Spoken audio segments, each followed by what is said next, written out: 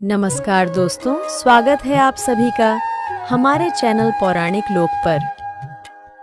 गौरी पुत्र गणेश को प्रथम करें प्रणाम, मनोकामना पूर्ण करें, सफल करें सब काम। गौरी पुत्र गणेश की जय। जय श्री गणेश जी की। मित्रों, धार्मिक मान्यताओं के अनुसार सप्ताह के 7 दिन अलग अलग देवी देवताओं को समर्पित होते हैं और इसी प्रकार से बुधवार का दिन सभी देवी देवताओं में सबसे पहले पूजे जाने वाले भगवान गणेश को समर्पित होता है।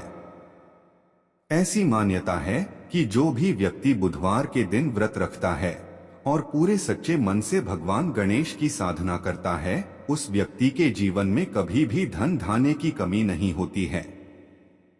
तो चलिए मित्रों, गणेश जी को नमन करते हुए सुनते हैं बुधवार व्रत की बहुत ही सुंदर कथा। एक समय की बात है, समतापुर नगर में मधुसूदन नामक एक व्यक्ति रहता था। वह बहुत ही धनवान था और उसके घर परिवार में किसी भी प्रकार की सुख सुविधाओं की कोई कमी नहीं थी। मधुसूदन का विवाह बलरामपुर नामक नगर की एक सुंदर और सुशील कन्या संगीता से संपन्न हुआ था। एक बार मधुसूदन अपनी पत्नी को लेने बुधवार के दिन बलरामपुर गया हुआ था। मधुसूदन ने अपनी पत्नी के माता पिता से संगीता को विदा कराने के लिए कहा, तो संगीता के माता पिता बोले, बेटा आज बुधवार है। बुधवार को किसी भी शुभ कार्य के लिए यात्रा करना अशुभ माना जाता है। अपने सास ससुर के लाख मना करने के बाद भी मधुसूदन उनकी बात नहीं माना। उसने कहा कि माता पिताजी, मैं ऐसी शुभ अशुभ की बातों को बिल्कुल भी नहीं मानता हूं। और ऐसा कहकर मधुसूदन और उसकी पत्नी दोनों ने बैलगाड़ी से यात्रा प्रारंभ की। जैसे ही 2 कोस की यात्रा संपन्न हुई तो उसकी बैलगाड़ी का एक पहिया टूट गया। 2 कोस के बाद वहां से दोनों ने पैदल ही यात्रा शुरू की। रास्ते में संगीता को प्यास लगी तो मधुसूदन उसे एक पेड़ के नीचे बैठाकर जल लेने चला गया। थोड़ी देर बाद जब मधुसूदन कहीं से जल लेकर वापस आया तो वह बुरी तरह हैरान हो उठा, क्योंकि उसकी पत्नी के पास उसकी ही शक्ल सूरत का एक दूसरा व्यक्ति बैठा था। संगीता भी मधुसूदन को देखकर हैरान रह गई। वह दोनों में कोई अंतर नहीं कर पाई। मधुसूदन ने उस व्यक्ति से पूछा, तुम कौन हो और मेरी पत्नी के पास क्यों बैठे हो? मधुसूदन की बात सुनकर उस व्यक्ति ने कहा, अरे भाई, यह मेरी पत्नी संगीता है। मैं अपनी पत्नी को ससुराल से विदा कराकर लाया हूं। लेकिन तुम कौन हो जो मुझसे ऐसा प्रश्न कर रहे हो? मधुसूदन ने कहा, तुम जरूर कोई चोर या ठग हो। यह मेरी पत्नी संगीता है। मैं इसे पेड़ के नीचे बैठाकर जल लेने गया था। इस पर उस व्यक्ति ने कहा, अरे भाई, झूठ तो तुम बोल रहे हो। संगीता को प्यास लगने पर जल लेने तो मैं गया था। मैंने तो जल लाकर अपनी पत्नी को पिला भी दिया है। अब तुम चुपचाप यहां से चलते बनो, नहीं तो किसी सिपाही को बुलाकर तुम्हें पकड़वा दूंगा। दोनों एक दूसरे से लड़ने लगे। उन्हें लड़ते देख बहुत से लोग वहां एकत्र हो गए। नगर के कुछ सिपाही भी वहां आ गए। सिपाही उन दोनों को पकड़कर राजा के पास ले गए। सारी कहानी सुनकर राजा भी कोई निर्णय नहीं कर पाया। संगीता भी उन दोनों में से अपने वास्तविक पति को नहीं पहचान पा रही थी। राजा ने दोनों को कारागार में डाल देने के लिए कहा। राजा के फैसले पर असली मधुसूदन भयभीत हो उठा।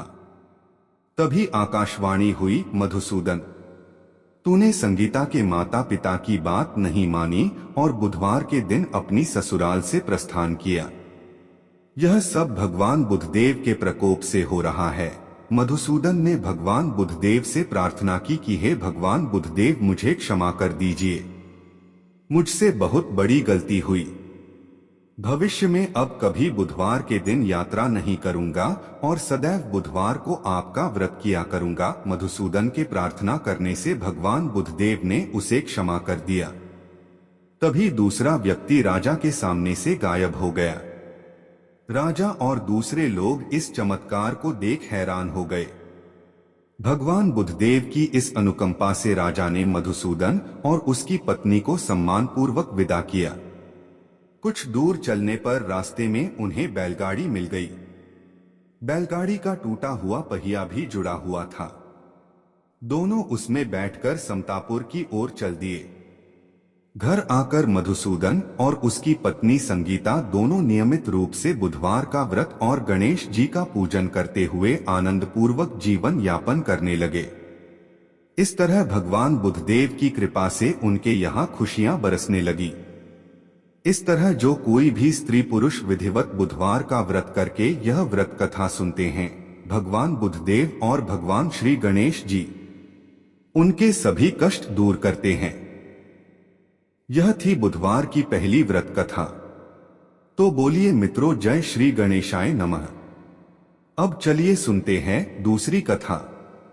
प्राचीन समय की बात है, एक कुएं में एक मेंढक और उसकी पत्नी रहा करती थी। मेंढक और उसकी पत्नी कुएं में आराम से मौज मस्ती के साथ रहा करते थे। पर मेंढक सदा ही बात बात में मेंढकी से झगड़ा करता रहता था, क्योंकि उसकी पत्नी हमेशा श्री गणेश जी की पूजा आराधना में लीन रहा करती थी। मेंढकी हमेशा अपने मन में तथा बोल बोल कर भी विघ्नहर्ता श्री गणेश जी के नाम का जाप किया करती थी।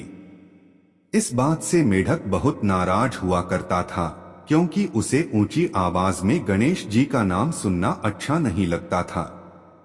एक बार उसने गुस्से में मेंढकी को कहा कि तू पापी है, जो हर समय पराये पुरुष का नाम लेती रहती है। इस पाप को करना बंद कर। और उसने मेंढकी को धमकी भी दी कि यदि आज के बाद उसने विनायक जी का नाम लिया तो वह उसका सिर फोड़ देगा। एक दिन की बात है, कुएं पर राजा की दासी पानी लेने के लिए आता है, और जैसे वह कुएं में अपना बर्तन डालता है तो बर्तन में पानी के साथ साथ दोनों मेंढक और उसके पत्नी भी बाहर जाती है। अब दासी कुएं पर पानी भर के वह पानी के साथ साथ मेंढक मेंढकी को भी घर ले जाती है और एक बर्तन में पानी गर्म करने के लिए तैयारी करती है। दासी ने दोनों मेंढकों को पानी वाले बर्तन में डाल दिया और बर्तन को चूल्हे पर गर्म होने के लिए रख दिया। वह पानी तालाब से लाया गया था, इसलिए वह थोड़ा गंदा था और दासी को उसमें मेंढक मेंढकी दिखाई नहीं दिए। जैसे जैसे पानी गर्म होने लगा, दोनों मेंढक मेंढकी का शरीर जलने लगा। इस पर मेंढक की पत्नी ने मन ही मन श्री गणेश जी की पूजा अर्चना और नाम जाप शुरू कर दिया। मेंढकी को यह विश्वास था कि भगवान गणेश उसकी सहायता अवश्य करेंगे। अचानक ऐसा चमत्कार हुआ कि पानी चाहे कितना भी गर्म हो रहा था, लेकिन मेंढकी को कुछ भी महसूस नहीं हो रहा था। लेकिन इसके विपरीत उसने अपने पति से कहा, क्या तुम्हें सच में जलन हो रही है? मेंढक ने जवाब दिया, हाँ मुझे बहुत जलन हो रही है, क्योंकि पानी धीरे धीरे बहुत गर्म होता जा रहा था। अपने पति की ऐसी दशा देखकर पत्नी ने सलाह दी, तुम भी जल्दी से श्री गणेश जी का नाम जाप करना शुरू करो, देखना गणेश जी की कृपा से तुम्हें भी आराम मिलेगा।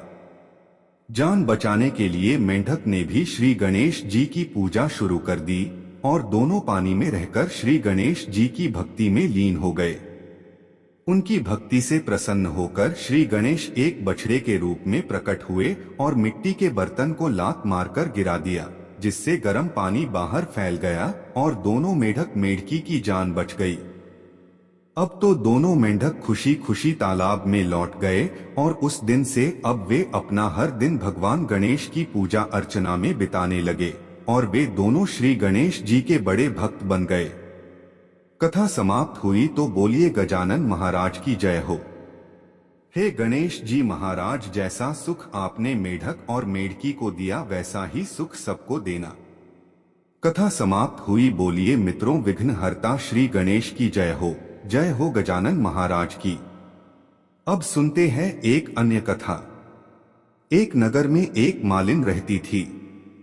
उस मालिन का एक अत्यंत ही सुंदर पुत्र था, परंतु किसी बीमारी के कारण उसके पति का स्वर्गवास हो गया था और अब वो अपने पुत्र और सास के साथ रहा करती थी।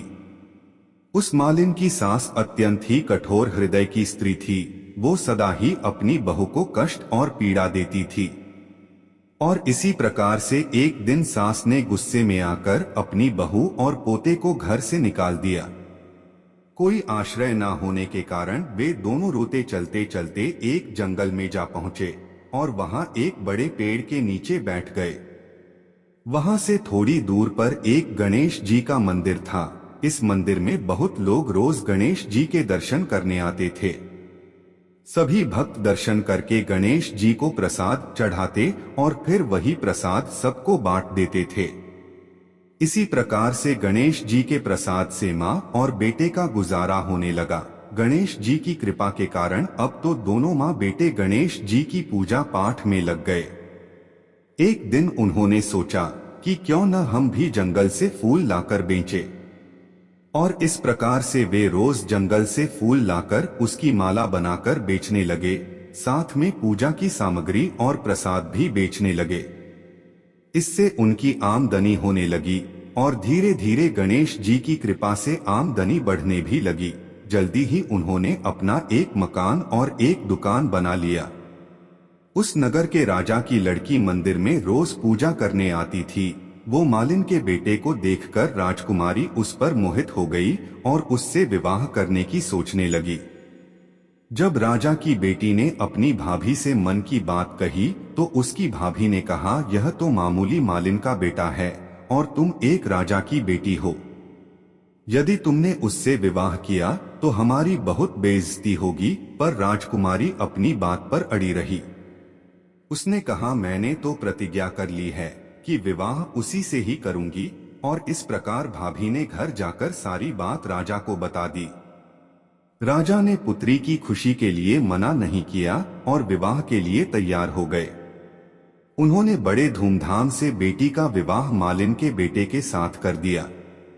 मालिन ने सबसे पहले बेटे भू को गणेश जी के मंदिर में ले जाकर पूजा पाठ करवाया और गणेश जी का आशीर्वाद दिलवाया। इसके बाद पूरे नगर में यह बात फैल गई कि गणेश जी की पूजा करने से सब दुख कष्ट दूर हो जाते हैं। यह बात सुनते ही नगर के सभी लोग मंदिर आने लगे। मालिन और उसके बेटे की बिक्री और बढ़ गई। उधर उसकी सास के बुरे दिन आ गए। अन्नदाता उससे रूठ गए और वह भूखों मरने लगी। एक दिन वह रोती धोती उसी गणेश जी के मंदिर में आ पहुंची। वहां वह मालिन के बेटे से बोली, मैं भूखी हूँ, मुझे रोटी पड़ा दे दो बेटा, इसके बदले मैं तुम्हारा सारा काम कर दूंगी। लड़के को दया आ गई और उसे काम पर रख लिया, पर उसने अपनी दादी को नहीं पहचाना। जब मालिन घर आई तो उसने सास को पहचान लिया। वह सास से बोली, सासू जी आप यहाँ कैसे? सास ने पोते की तरफ इशारा करके कहा, मेरी इस सेठ के यहाँ नौकरी लग गई है। बहू बोली, यह आपका पोता है और यह घर भी आपका ही है, यह दुकान भी आपकी ही है। जब आपने हमें घर से निकाला तब गणेश जी ने हमारी रक्षा की। बहू की बात सुनकर सास बोली, मेरी करनी मैंने भोग ली। बहू बोली, सासू जी अब आप हमारे यहाँ रहो और पोते का सुख देखो। हे गणेश जी महाराज, जैसा सुख आपने मालिन को दिया वैसा ही सुख सबको देना। अब सुनते हैं गणेश जी की अंतिम कथा। एक नगर में एक बुढ़िया रहा करती थी। वह गणेश जी की परम भक्त थी। बुढ़िया हमेशा बुधवार का व्रत रखती और गणेश जी की पूजा करती थी। एक दिन गणेश जी प्रकट हुए और उससे बोले कि मैं तुम्हारी सच्ची भक्ति और निष्ठा भाव से अत्यंत ही प्रसन्न हूँ। तुम जो चाहो मांग लो, आज तुम्हारी हर मन की मुराद पूरी होगी। इस पर बुढ़िया ने गणेश जी से कहा कि मुझे तो मांगना नहीं आता, मैं आपसे कैसे कुछ मांगू? आपने तो बिना कुछ मांगे ही मुझे सब कुछ दिया हुआ है। अब मेरी मांगने की आपसे कोई इच्छा नहीं।